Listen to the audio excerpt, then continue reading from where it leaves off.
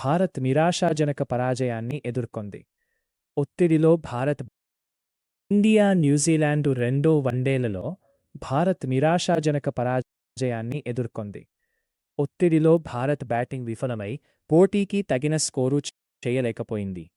New Zealand బౌలర్లు కట్టుదిట్టమైన లైన్లు కొనసాగిస్తూ కీలక వికెట్లు తరచూ పడగొట్టారు. మధ్య క్రమంలో కొద్దిపాటి పోరాటం కనిపించినా భారత్ మళ్లీ ఊపందుకోలేకపోయింది. ఈ విజయం ద్వారా న్యూజిలాండ్ వన్డే సిరీస్లో ఆధిక్యం సాధించింది.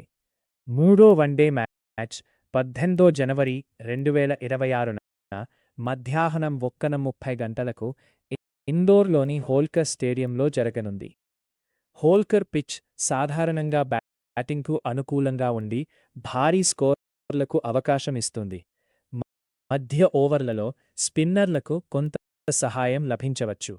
రెండో వన్డేలో డారెల్ మిచెల్ 15 బంతుల్లో 31 పరుగులతో అద్భుత సెంచరీ చేసి ప్లేయర్ ఆఫ్ ది మ్యాచ్గా నిలిచాడు.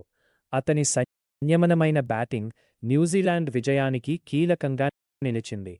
భారత్ తర్వాతి మ్యాచ్లో బలంగా పుంజుకొని సిరీస్ను సమం చేయాలని ఆశిస్తుంది.